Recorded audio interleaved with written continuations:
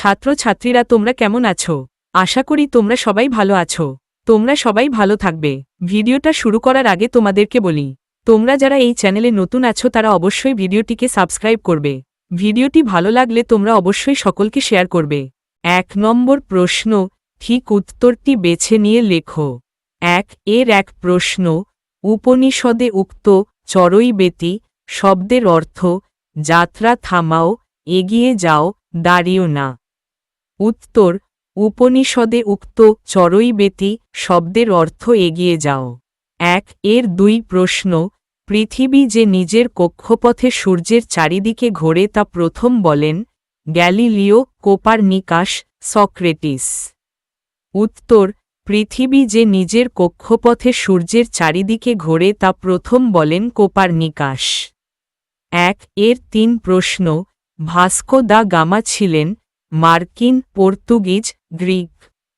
উত্তর, Vasco da gamma ছিলেন Portuguese. 1 এর 4 প্রশ্ন, যে বৈজ্ঞানিক কারণে আপেল দৌড়ায় মাটির দিকে, সেটি হল মাধ্যাকর্ষণ, প্লবতা, সন্তরণ নিয়ম। উত্তর, যে বৈজ্ঞানিক কারণে আপেল দৌড়ায় মাটির দিকে, সেটি হল মাধ্যাকর্ষণ। 1 এর 5 প্রশ্ন, আইনস্টাইন ছিলেন সপ্তদশ, অষ্টাদশ, ঊনবিংশ শতাব্দীর মানুষ। প্রাণী মাত্রকেই খাবার সংগ্রহ করতে হয়, গাছ কিভাবে না দৌড়ে তার খাবার সংগ্রহ করতে পারে? উত্তর, আইনস্টাইন ছিলেন ঊনবিংশ শতাব্দীর মানুষ। প্রাণী মাত্রকেই খাবার সংগ্রহ করতে হয়, গাছ কিভাবে না দৌড়ে তার খাবার সংগ্রহ করতে পারে? 2 নম্বর প্রশ্ন, শূন্যস্থান পূরণ করো। 2 এর 1 উত্তর, এফিড উড়বার সময় প্রতি সেকেন্ডে 400 বার ডানা নাড়ায়। 2 এর 2 উত্তর, গমন শক্তিকে বিচার করতে হয় সবসময় দৈহিক ওজনের পরিমাণ হিসাব করে।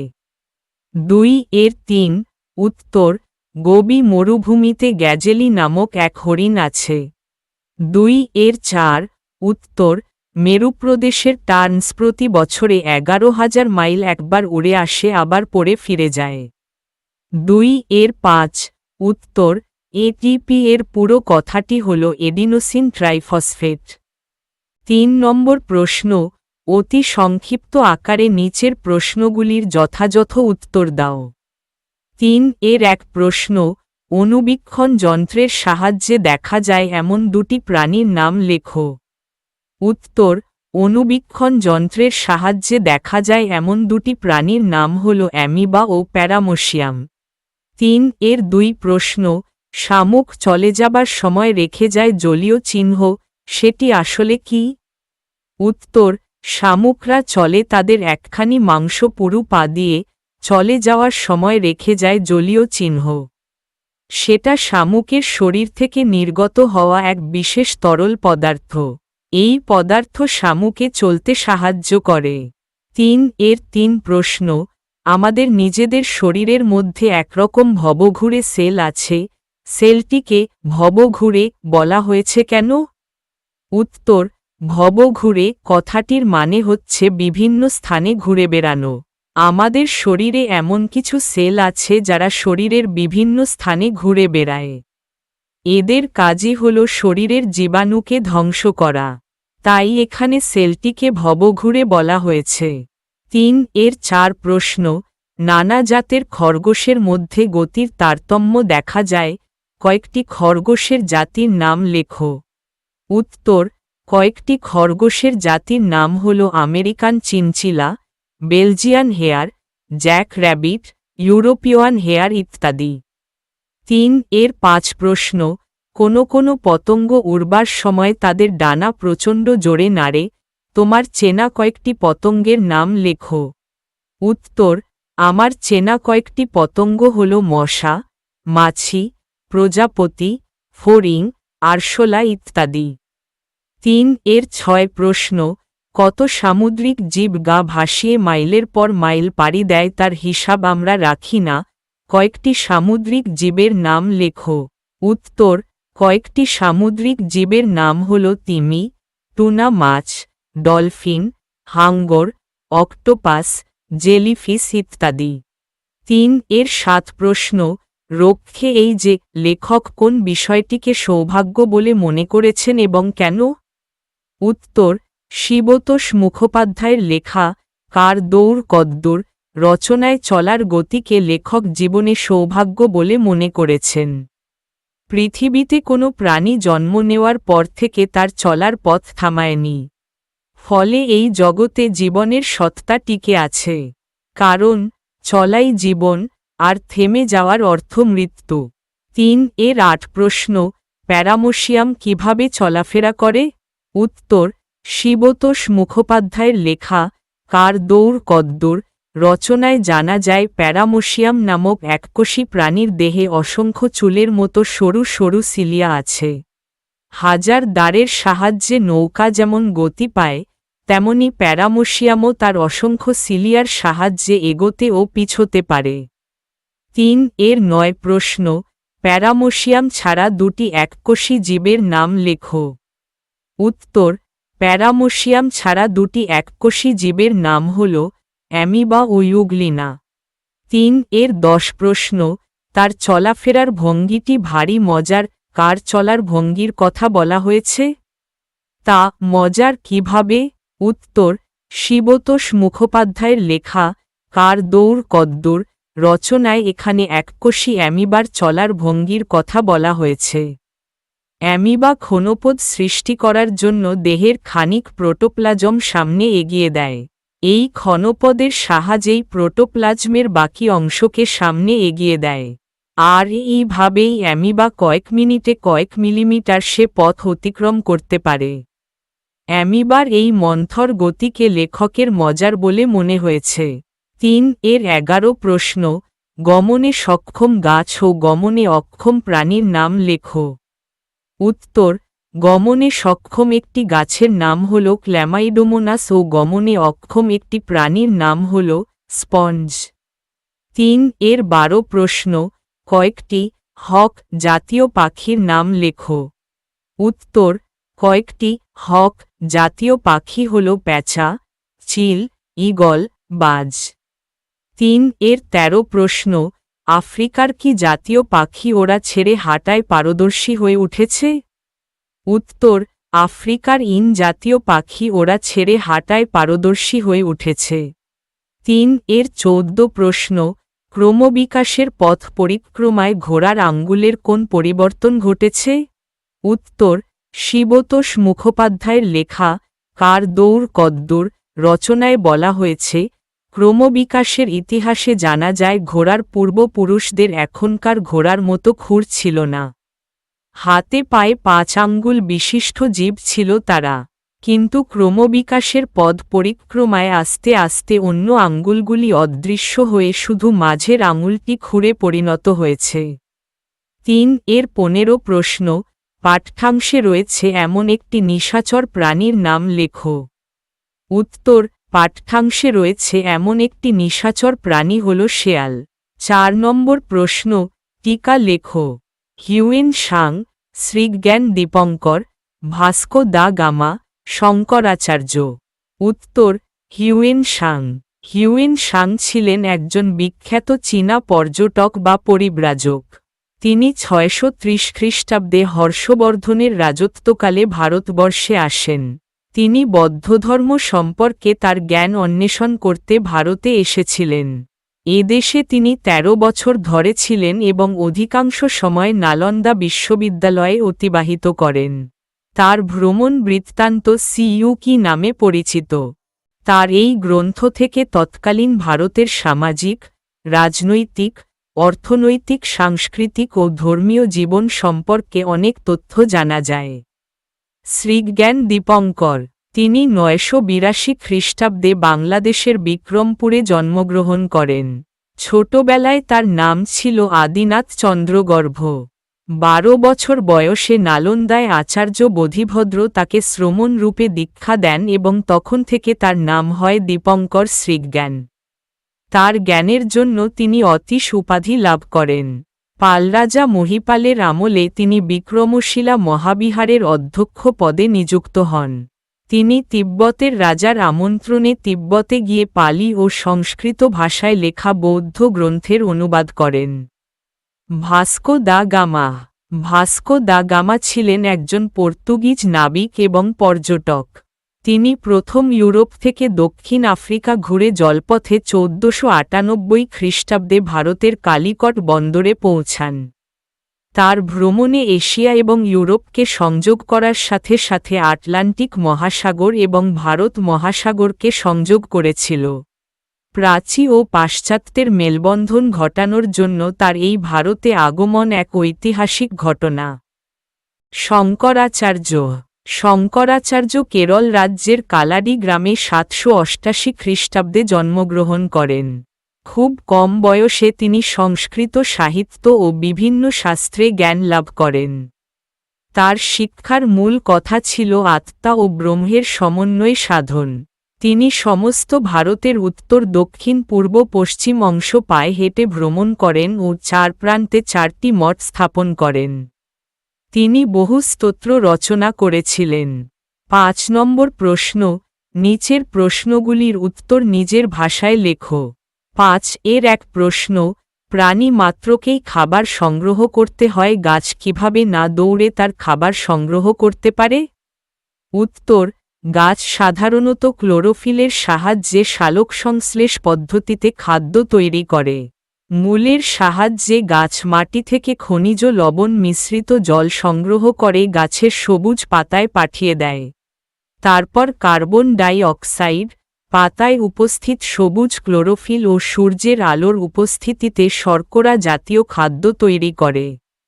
আর এইভাবেই গাছ না দৌড়ে তার খাবার সংগ্রহ করতে পারে। 5 এর 2 প্রশ্ন, প্রবন্ধে লেখক জানিয়েছেন যে খাবার সংগ্রহের কারণেই প্রাণীরা এক জায়গায় স্থাণু না হয়ে দিকে দিকে পরিভ্রমণ করে। তুমি কি এই মতটিকে সমর্থন করো? তোমার উত্তরের সপক্ষে যুক্তি দাও। উত্তর, শিবতোষ মুখোপাধ্যায়ের লেখা কার দৌড় কদ্দূর রচনায় উদ্ধৃতাংশটির মাধ্যমে আমি এই মতটিকে সমর্থন করি।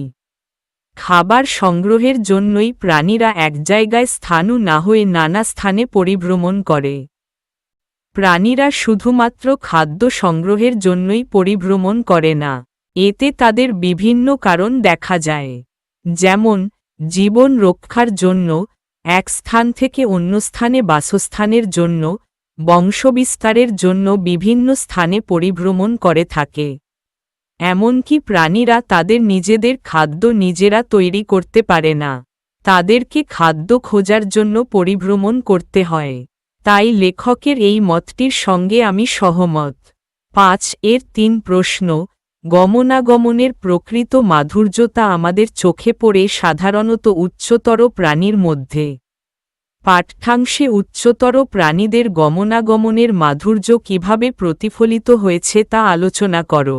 উত্তর, শিবতোষ মুখোপাধ্যায়ের লেখা কার দৌড় কদ্দূর রচনায় লেখক নানা উচ্চতর প্রাণী যেমন চিতা, নেকড়ে, গ্যাজেলি হরিণ, কুকুর এদের গমন পদ্ধতির বর্ণনা দিয়েছেন। এই সব প্রাণীদের দ্রুততার সঙ্গে তাদের গমন ভঙ্গিও বিচিত্র। 130 পাউন্ড ওজনের চিতা দৌড়ায় ঘণ্টায় 70 মাইল, অথচ নেকড়ে চিতার সমওজনের হওয়া সত্ত্বেও ঘণ্টায় মাত্র 36 মাইল দৌড়ায়। হিপো 2800 পাউন্ড ওজন নিয়ে ঘণ্টায় 20 থেকে 30 মাইল যেতে পারে। আবার গ্যাজেলি হরিণ 80 পাউন্ড ওজন নিয়ে ঘণ্টায় 60 মাইল দৌড়াতে পারে। কেউ পায়ের সাহায্যে, কেউ ডানায় ভর করে, আবার কেউ পাখনা ব্যবহার করে মাইলের পর ছুটে চলে, ওড়ে বা ভেসে বেড়ায়। এসব প্রাণীদের গমনের কৌশল ও গতিবেগ শারীরিক গঠন অনুযায়ী বৈচিত্র্যে পরিপূর্ণ। 5 এর 4 প্রশ্ন, এ পথে আমি যে গেছি রবীন্দ্রসঙ্গীতের অনুষঙ্গটি পাঠ্যাংশে কোন প্রসঙ্গে ব্যবহৃত হয়েছে? উত্তর, শিবতোষ মুখোপাধ্যায়ের লেখা কার দৌড় কদ্দূর রচনায় লেখক বিভিন্ন প্রাণীর বিচিত্র গমনের বৈচিত্র্যের কথা বলতে গিয়ে বাগানের শামুকের প্রসঙ্গ এনেছেন। শামুক তাদের মাংস পুরু পা দিয়ে চলে। তারা চলার সময় একটা জলীয় পদচিহ্ন রেখে যায়। এই পদচিহ্ন দেখে কি মনে হতে পারে তা কৌতুকের সুরে জানাতে গিয়ে তিনি রবীন্দ্রসঙ্গীতের প্রসঙ্গ ব্যবহার করেছেন। 5 প্রশ্ন, এরকম মনে করলে ভুল হবে। কোন দুটি বিষয়ের ভুল সাপেক্ষে এমন মন্তব্য করা হয়েছে? উত্তর, শিবতোষ মুখোপাধ্যায়ের লেখা কার দৌড় কদ্দূর রচনায় দুটি বিষয়ের ভুল সাপেক্ষে এমন মন্তব্য করা হয়েছে। হালকা কোনো পাখির হাওয়ায় তীরের মতো ছুটে চলে যাওয়া, অপরদিকে অত্যধিক ওজন নিয়ে একটি হিপোর কাদা ভেঙ্গে থপ থপ করে যাওয়া। এই দুটির গমন প্রসঙ্গে এক মনে করা ভুল হবে। আসলে গমনশক্তির বিচার করতে হয় সর্বদা দৈহিক ওজন ও অতিক্রান্ত পথের সময় এই দুটো বিষয়ে। 5 প্রশ্ন, উচ্চতর জীবদের পেশি কাজ করার ক্ষেত্রে কিভাবে শক্তি উৎপাদিত হয়?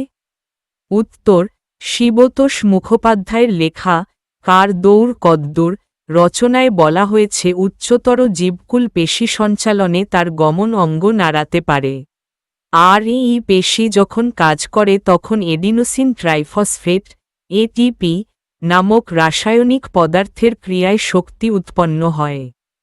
5 প্রশ্ন, ক্রমবিকাশের ইতিহাসে জানা যায় এ প্রসঙ্গে লেখক কোন তথ্যের অবতারণা করেছেন? উত্তর, শিবতোষ মুখোপাধ্যায়ের লেখা কার দৌড় কদ্দূর রচনায় বলা হয়েছে ক্রমবিকাশের ইতিহাসে জানা যায় ঘোড়ার পূর্বপুরুষদের এখনকার ঘোড়ার মতো ঘুর ছিল না। হাতে পায়ে 5 আঙ্গুল বিশিষ্ট জীব ছিল তারা, কিন্তু ক্রমবিকাশের পদ পরিক্রমায় আস্তে আস্তে অন্য আঙ্গুলগুলি অদৃশ্য হয়ে শুধু মাঝের আঙুলটি খুঁড়ে পরিণত হয়েছে। তাই উদ্ধৃতাংশটির মাধ্যমে এই প্রসঙ্গটি উল্লেখ করেছেন।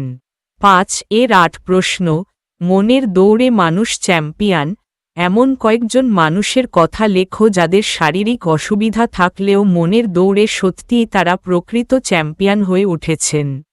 উত্তর, শারীরিক অসুবিধা থাকলেও মনের দৌড়ে প্রকৃত চ্যাম্পিয়ন এমন কয়েকজন মানুষ হলেন হেলেন কেলার, যিনি অন্ধ ও বধির হওয়া সত্ত্বেও সমাজসেবামূলক কাজে তিনি বিশ্বখ্যাতি অর্জন করেছিলেন। স্টিফেন হকিং, যিনি সম্পূর্ণ অকর্মণ্য হওয়া সত্ত্বেও তিনি একজন বিশিষ্ট বিজ্ঞানী ছিলেন। গ্রিক কবি হোমার অন্ধ থাকা সত্ত্বেও তার রচিত 2 মহাকাব্য ইলিয়াড ও ওডিসি তাকে বিশ্বখ্যাতি এনে দিয়েছিল। এছাড়াও বিথোফেন, সুধাচন্দ্রন, মাসুদুর রহমান, ভ্যান গখ প্রভৃতি ব্যক্তিদের নাম করা যেতে পারে। 5 প্রশ্ন, মানুষ এখন শুধু নিজে চলেই ক্ষান্ত নয়। নিজের চলা ছাড়া বর্তমানে মানুষ কি কি জিনিস চালাতে সক্ষম? উত্তর, মানুষ নিজের চলা ছাড়াও সে একজন চালকও বটে।